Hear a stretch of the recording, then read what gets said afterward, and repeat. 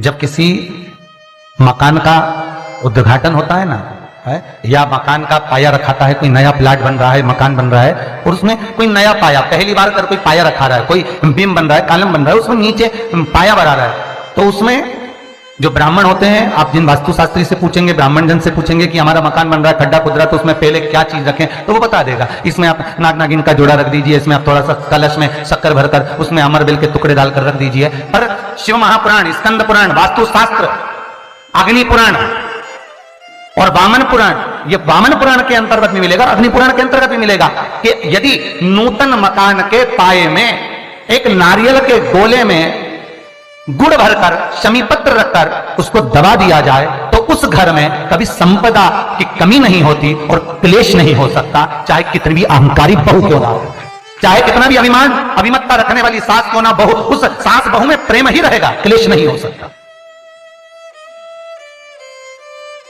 उसमें विवाद नहीं हो सकता। उस घर के अंदर जितने भाई रह रहे हो, जितने कुटुंबी रह रहे हो, परिवार रह रहा हो, उसमें क्लेश का कोई मतलब नहीं हो सकता। चलो याद करिए, पुराने समय में कितना प्रेम होता था भाइयों में, सत्य बोलना, बहनों में, भाइयों में, बुआओं में, इतना बड़ा परिवार और ऐसा प्रेम रहता था, कोई जमीन मांगे ना जायदाद मांगे, ना दुकान का हिस्सा मांगे, ना रकम मांगे, इतना प्रेम कहां से आता था। तो पुरानी बात याद करो, पहले के समय में ये सीमेंट के मकान बनते थे क्या? अरे बोलते जाओ, नहीं, क्या होता था, चूना मंगवाया जाता था, मिट्टी मंगवाई जाती थी, उसमें गुड़ मिलाया जाता था, बोलो मिलाते थे कि नहीं मिलाते थे, गुड़ मिलाया जाता था और उसमें थोड़ा सा उसको चिकना करने के लिए खोपरे का तेल डाला जाता था। अब वास्तु रीति में तो हमने ये सब चीज छोड़ दिया, हमने ये सब चीज समाप्त कर दिया कि ना तो हम उसमें गुड़ मिला रहे हैं, ना कोई वस्तु मिला रहे हैं, बस सीधे सीमेंट खरीद के लाए और लगा दिया गया। पर उसका वास्तु तत्व क्या है, उसका वास्तु, जैसे कोई बहुत बीमार व्यक्ति है, बहुत बीमार है, बहुत बीमार, और उसको कोई औषधि नहीं लग रही, उसको कोई औषधि काम ही नहीं कर रही, तो आप जब उसको भोजन कराएं, पानी पिलाएं, आप उसको कुछ भी खिलाएं, चाहे जूस पिला रहे हो, भोजन करा रहे हो, चाहे सूप पिला रहे हो, उसका मुख यदि आप पूर्व में रखकर खिलाएंगे तो 15 दिन के अंदर वो अपने हाथों से भोजन करना चालू कर देगा, 15 से 16वां दिन नहीं होगा। पर यदि आप उसको उत्तर का मुख रखकर, आप उसको पश्चिम का मुख रखकर बीमार व्यक्ति को अगर भोजन कराएंगे, दक्षिण का मुख रखकर भोजन कराएंगे तो उसको औषधि लगने में बहुत समय लगता है महाराज। औषधि, इसको 15 दिन बहुत हो गए, बहुत। जैसे दक्षिण की ओर मुख कर कर भोजन करने वाले व्यक्ति का उदर, पेट, वो कहते हैं ना रोग हो जाते, पेट के रोग बहुत सारे हैं महाराज, बहुत रोग है महाराज, पेट से जुड़ा हुआ कब्ज का भी रेबे, गैस का भी रेबे और ना जाने जाने कितनी कितनी बीमारियां उसके अंतर्गत हो जाती हैं। तो ये सारे रोग कैसे होते हैं? दक्षिण में बैठकर अगर आप मुख कर भोजन कर रहे हो तो पेट से जुड़ा हुआ रोग कभी जिंदगी में समाप्त नहीं हो सकता। 50 गोली खा लो, 50 ऑपरेशन करा लो, 50 तरह के डॉक्टर को दिखा, मतलब यह पक्का है कि आप दक्षिण की ओर बैठकर, दक्षिण की ओर मुख कर आप भोजन ग्रहण कर रहे हो तो आपको वो दुख तो ग्रहण करना ही पड़ेगा, वो दुख तो आपको झेलना ही पड़ेगा। तो भगवान शिव की कथा कर रही है, स्कंद पुराण वर्णन कर रही है महाराज, सुंदर अग्नि पुराण और वामन पुराण कर रही है।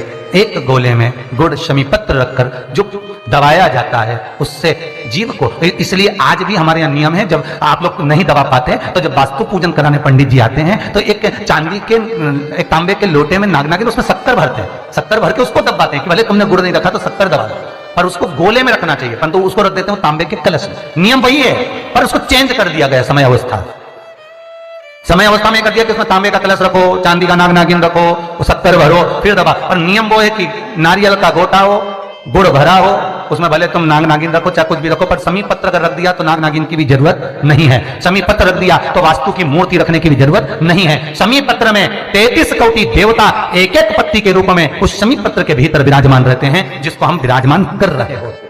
सुख, समृद्धि, वैभव, आनंद दे। बेलपत्री के पेड़ के नीचे हल्दी का शिवलिंग का निर्माण करो, हल्दी पिसी हुई हल्दी का शिवलिंग का निर्माण करो, उसका पूजन कर कर घी का दिया लगाकर भगवान शंकर की वही हल्दी का शिवलिंग का तिलक अपने हृदय पर, चाहे पुरुष हो चाहे स्त्री हो, अपने हृदय पर कंठ के पास उस तिलक को लगाएं और बाबा का विसर्जन उसी बेलपत्री के पेड़ के नीचे जल डालकर कर दें। महाराज यश मिलना प्रारंभ हो जाता है। केवल ये यश के लिए ही नहीं होता, इसका एक क्रम और है। मान लो आप किसी मीटिंग में बैठे हो, किसी अच्छी जगह पर बैठे हो, किसी कंपनी के इंटरव्यू में बैठे हुए हो, कोई कंपनी आपके कॉलेज में आई है और आप उसमें सिलेक्ट नहीं हो रहे, तो उसके लिए भी ये कार्य पूर्ण है। उसके लिए। और ये कहां पर भी काम आता है महाराज, मान लो आप किसी कार्य के लिए जा रहे हो और वो कार्य बहुत जरूरी है कि इस व्यक्ति से मुझे ये पैसे निकलवाना है, इस व्यक्ति से मुझे ये काम निकलवाना है, और वो व्यक्ति बहुत दिन से हाथ में आ ही नहीं रहा, तो उसके लिए भी ये कार्य किया गया। अर्थात कीर्ति शुद्ध हो, पवित्र हो और यश की प्राप्ति। हल्दी का अब स्त्री कहे कि हम शंकर की आराधना कर सकते हैं, हाँ, और स्त्री कहे हम शिव को स्पर्श कर सकते हैं, हाँ, क्यों नहीं? क्या हम हनुमान चालीसा पढ़ सकते हैं? क्यों नहीं? अगर सुंदरकांड पढ़ सकते हैं, क्यों नहीं? हनुमान और शिव एक ही है, हनुमान और शिव एक ही स्वरूप है, और उस स्वरूप का स्पर्श होना कोई गलत नहीं। कई लोग कहते हैं हनुमान जी के मंदिर में दिया लगाएं कि ना लगाएं, क्यों नहीं? भगवान शंकर पर जो जल चढ़ता है वो उत्तर दिशा की ओर क्यों जाना चाहिए, ठीक है? और पूजन करने वाले व्यक्ति को महाराज दक्षिण में बैठकर उत्तर की ओर मुख कर शंकर का अनुमोदन क्यों करना चाहिए, ठीक है? जब हम शिव जी की अर्चना करते हैं तो हमारा मुख कहां ज्यादा होना चाहिए? उत्तर की ओर, ठीक है? दक्षिण की ओर से हम बैठे, जहां भगवान का जल जा रहा है महाराज उस ओर देखते हुए, अर्थात उत्तर की ओर हमारा मुख होकर हम भगवान के शंकर की आराधना करें। जैसे पूर्व अभिमुख होकर शिव की जो आराधना करी जाती है वो एक श्रेष्ठता का फल देती है, फल देगी, मना नहीं है। पश्चिम की ओर मुख कर जो शंकर की आराधना करी जाती है उसका फल मिलेगा, मना नहीं है। पर दक्षिण में बैठकर उत्तर की ओर मुख कर जब हम शंकर की आराधना करते हैं उसका जो फल होता है वो शीघ्र प्राप्त होगा। पर ज्यादातर लोग कैसे करते हैं?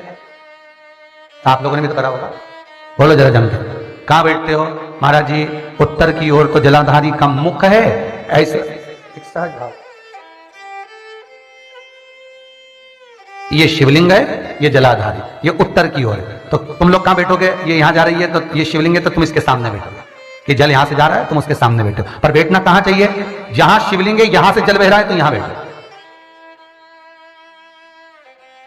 फिर बाद में लोग कहते हैं महाराज हम तो शंकर जी के खूब पूजन करते, हमने तो खूब अनुष्ठान करा पर फल कम क्यों मिला? उसका कारण है पूर्व अभिमुख होकर करोगे मिलेगा पर थोड़ा समय लगेगा, पश्चिम अभिमुख होकर करोगे मिलेगा, थोड़ा समय लगेगा। पर शिव आराधना में जब दक्षिण में बैठकर उत्तर का मुख कर जहां शिव का जल जाता है, बस यहां बैठकर अगर आप शंकर की आराधना कर रहे हो तो वो कामना पूरी होने में देर नहीं लगती, कार्य जल्दी ही पूर्ण हो जाता। पर दुनिया के लोगों तो वही हिसाब से जाते हैं, जैसे शंकर जी के मंदिर में जाओगे इधर पानी बह रहा है तो तुम सामने जाके जल चढ़ाना चाहोगे या उधर बैठकर जल चढ़ाना चाहोगे। तुम्हारी जो इच्छा है, तुम्हारी जो आनंद है, ब्राह्मण भी अगर आपको बिठाएंगे तो पूरा पश्चिम का मुख कर बिठाएंगे, यहां बैठ जाओ, यहां से पूजन करो, यहां बैठ जाओ। पर उसमें शिव महापुराण में, स्कंद पुराण में कहा गया कि भगवान शिव को रिझाने के लिए सर्वश्रेष्ठ स्थान कि काल को भी जीता जाए, और दक्षिणवर्ती का काल हो।